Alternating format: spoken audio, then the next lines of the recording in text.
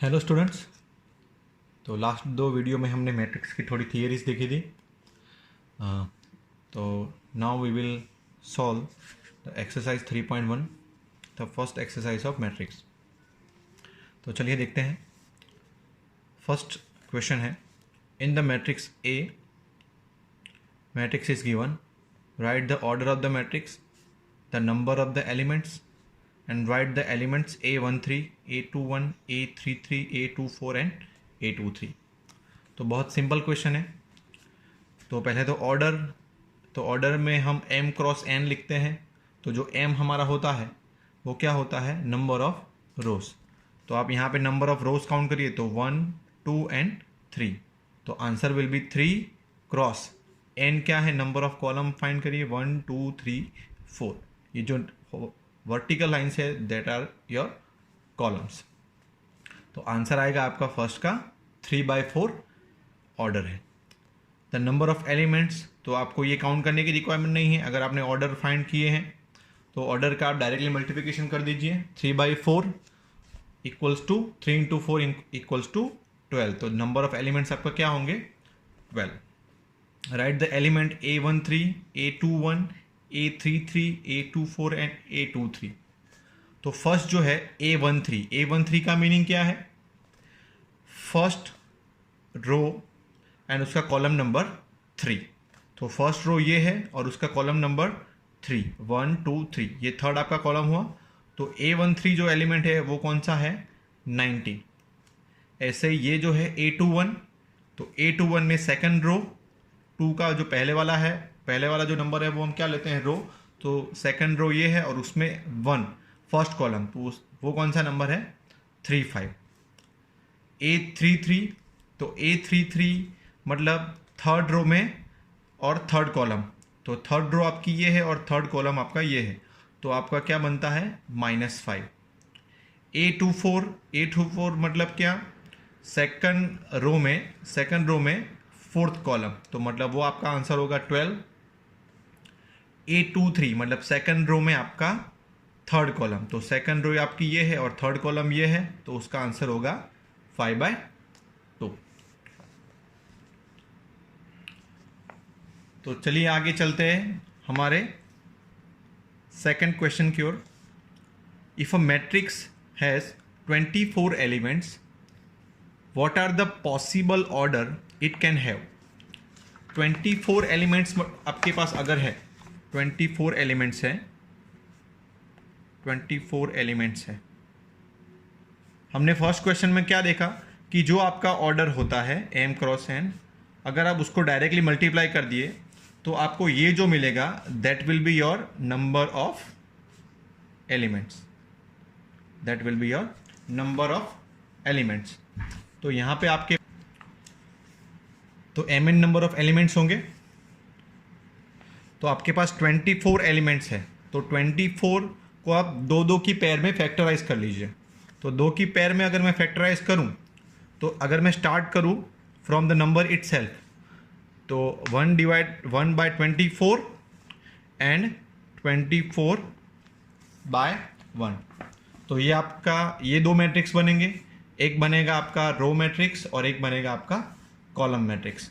एक ही रो है और नंबर ऑफ जो कॉलम है वो कितने हैं, 24। तो it will be called row matrix. और ये जो होगा वो कौन सा होगा, column matrix. Only 1 column and 24 rows. ऐसे ही 2/12 and 12/2। Third will be 3/8 and 8/3 and fourth will be 4/6 and 6/4। तो total number of matrix can be generated by 24 elements are 8, 1, 2, 3, 4, 5, 6, 7, 8। तो here is your answer। तो उसी में कंटिन्यू क्वेश्चन है, what if it has 13 elements। 13 elements मतलब क्या, एक तो वो प्राइम नंबर है, तो मतलब आपके पास वो डिविजिबल नहीं है। तो आप फैक्टराइज करोगे तो आपको क्या मिलेगा आंसर, 13 या 1।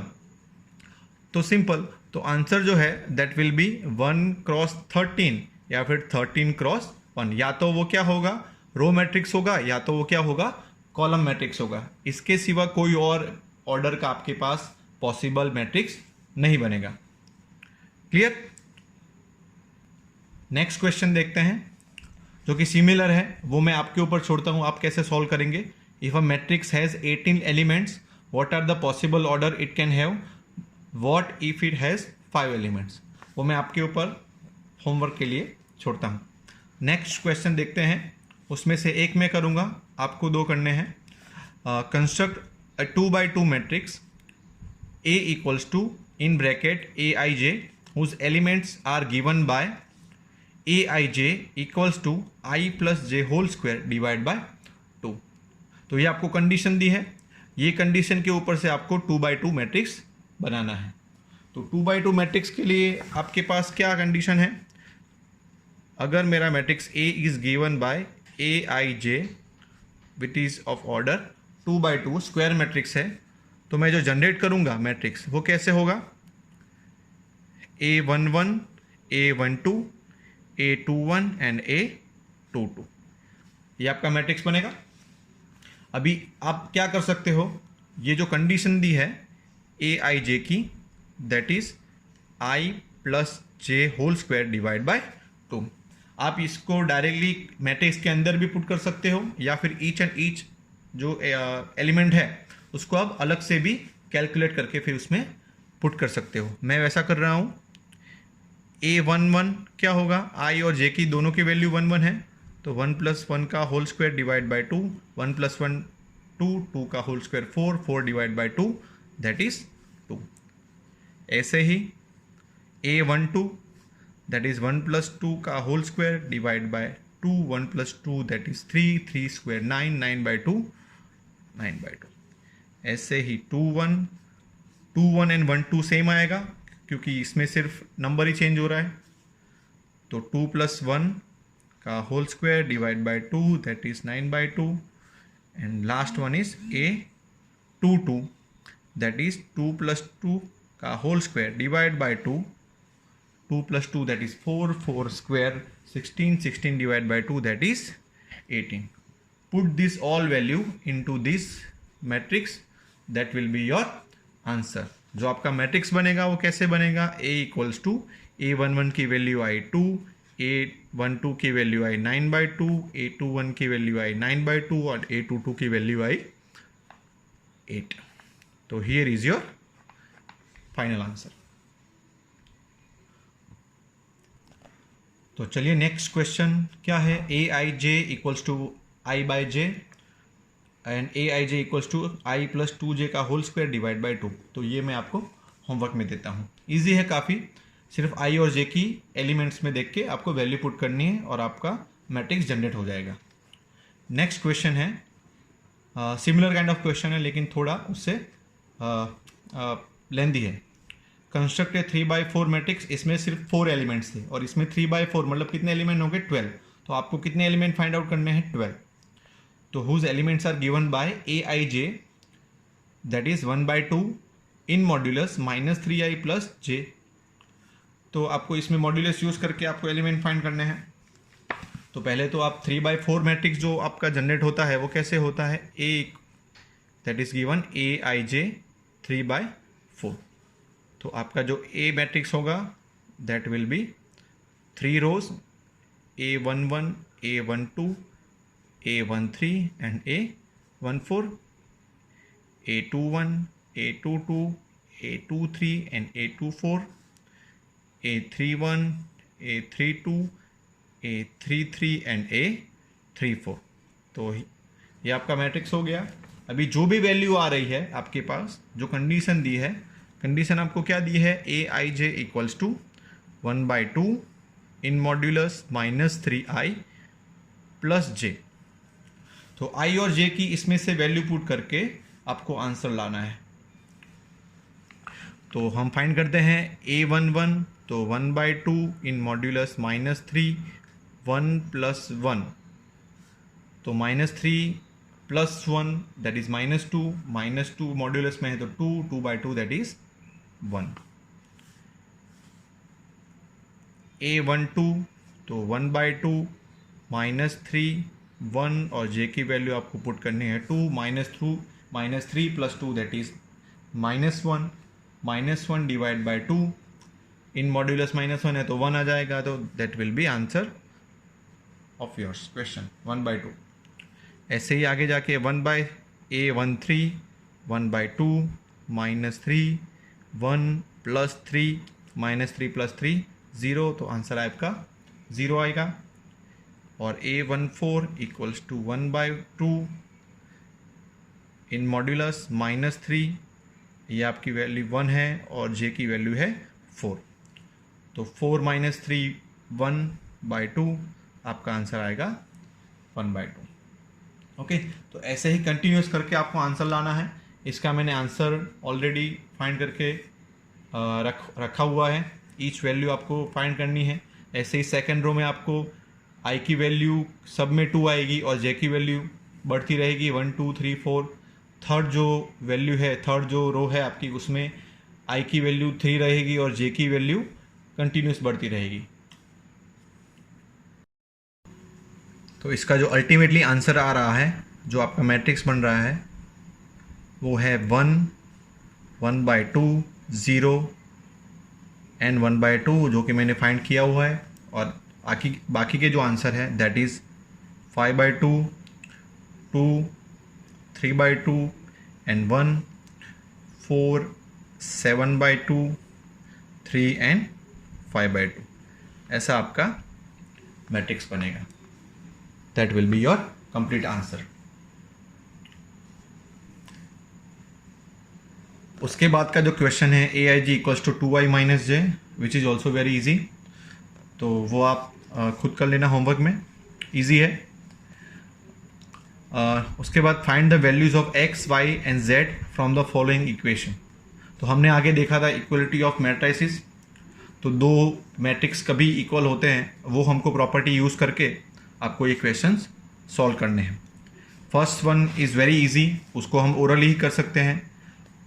आपको कोरस्पॉन्डिंग ऑफ एलिमेंट्स आपको देखना है, कोरस्पॉन्डेंस ऑफ एलिमेंट्स। तो 4 और y इक्वल होने चाहिए, 3 और z इक्वल होने चाहिए, और x और 1 इक्वल होने चाहिए। आप देख रहे हैं लास्ट एलिमेंट तो ऑलरेडी सेम है, तो डायरेक्टली आपको विजिबली आंसर दिख रहा है कि x की वैल्यू 1 है, y की है 4 एंड z की वैल्यू है 3। सेकंड में आपको समेशन इक्वेशन बनाना पड़ेगा, सेकंड और थर्ड में, तो हम वो कैलकुलेट करते हैं। आपका जो क्वेश्चन है दैट इज x + y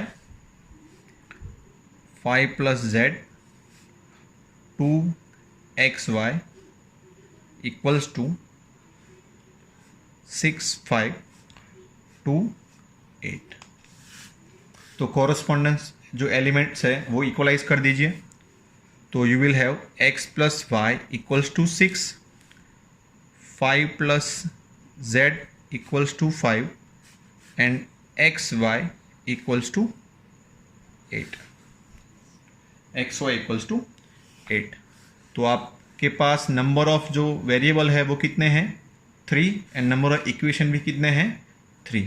तो इसके ऊपर से तो डायरेक्टली आपको z की वैल्यू मिल जाएगी, ये 5 5 कट हो जाएंगे और z की वैल्यू आएगी 0। xy में से अब y की वैल्यू ले लीजिए, दैट इज़ 8/x, आप इसमें पुट कर दीजिए। तो आंसर आपका क्या आएगा, x + y की वैल्यू है 8/x, ये इसमें पुट कर दीजिए, = 6। एलसीएम ले लीजिए, x² + 8 = 6x, x² - 6x + 8 = 0। Factorise कर दीजिए, क्या बनेगा, x - 4 x - 2 = 0। तो x की वैल्यू 4 और x की वैल्यू क्या आएगी, 2। तो आप वैल्यू, अगेन मुझे y की भी वैल्यू चाहिए, तो y = क्या था, 8/x 8/4, तो आंसर आएगा 2। और y की वैल्यू क्या थी, 8/x, तो 8/2, तो आंसर आएगा 4। अगर मैं x की वैल्यू 4 लेता हूँ तो y की 2 मिलती है, और अगर x की वैल्यू 2 लेता हूँ तो y की वैल्यू 4 मिलती है, और z की तो यहाँ पे डायरेक्टली वैल्यू मिल गई क्या, 0। तो अल्टीमेटली आपका आंसर क्या है, x की value if x equals to 2 then y equals to 4, और z की वैल्यू तो 0 ही है। If x equals to 4, y की वैल्यू 2 मिलती है और z की वैल्यू तो ऑलरेडी 0 ही है, तो that will be your answer. तो नेक्स्ट वन भी आप देख लीजिए, बहुत इजी है, आप डायरेक्टली इक्वलाइज करा दिए, आपका आंसर आ जाएगा, वो भी आप होमवर्क में कर दीजिएगा। 7th क्वेश्चन है, find the value of A B C D from the equation. आपको 2x2 मैट्रिक्स दिया है, आपको कोरोस्पोंडेंस ऑफ एलिमेंट्स देखना है। First element equals to this, second element equals to 5, और आपको आंसर मिल जाएगा। Let's calculate it. 7th, a minus b, 2a minus b, 2a plus c and 3c plus d equals to है -1, 0, 5 and 13। तो equalise करवा दीजिए। a minus b equals to है -1, 2a minus b equals to है 0, 2a plus C equals to है 5 and 3c plus d equals to है 13। तो यहाँ पे डायरेक्टली आपको आंसर क्या मिलेगा, 2a इक्वल्स टू b। ये जो वैल्यू आई आप इक्वेशन नंबर 1 में पुट कर दीजिए, पुट इन इक्वेशन नंबर 1। तो b की जगह पे मैं 2a पुट कर दूँ तो a minus 2a equals to -1, तो ये -a बचेगा इक्वल्स टू -1, तो a की वैल्यू क्या आएगी, 1। अगर a की वैल्यू 1 आई तो मैं इसमें पुट कर देता हूँ, तो b की वैल्यू आएगी 2। ओके, a की वैल्यू मेरे पास 1 आ गई, मेरे पास ये इक्वेशन नंबर 2 ले लो, ये इक्वेशन नंबर 3 ले लो, ये इक्वेशन नंबर 4 ले लो। इक्वेशन नंबर 3 में देखिए तो c की वैल्यू आपको फाइंड करनी है, a की वैल्यू आपने फाइंड कर ली है ऑलरेडी। तो अगर मैं ये वैल्यू इक्वेशन 3 में पुट करूं तो क्या बनेगा, 2 1 प्लस सी इक्वल्स टू 5, तो सी की वैल्यू आएगी 3, और सी की वैल्यू मैं लास्ट इक्वेशन में पुट कर दूं तो 3 plus d equals to 13, d equals to 13 minus 9 that is 4। तो ए की वैल्यू 1 आई, बी की 2 आई, सी की 3 एंड डी की 4, तो that will be your answer. Next question है, A equals to AIG M cross N is a square matrix if. तो आपको condition दी है, तो हमने आगे ये ऑलरेडी देख लिया है कि अगर M और N इक्वल है तो ही उसको स्क्वायर मैट्रिक्स बोला जाएगा, वेदर इट इज़ 2/2, 3/3, 4/4 और M/N। तो दोनों की वैल्यू सेम होनी चाहिए, तो answer will be C। Next question है, which of the given values of x and y makes the following pair of matrices equals to this। तो ये हमको कैलकुलेट करके देखना पड़ेगा।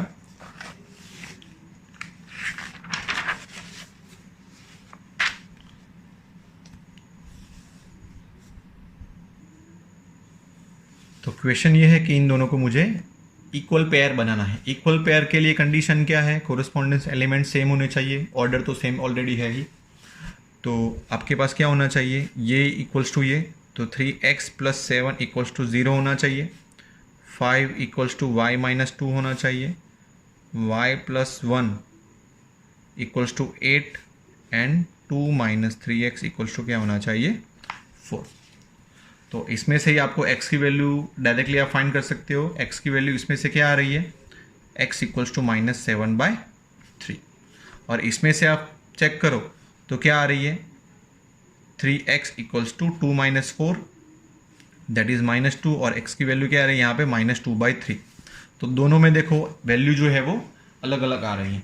तो यहाँ से डायरेक्टली पता चल रहा है कि भाई ये दोनों कभी इक्वल नहीं हो सकते बाय द गिवन कंडीशन।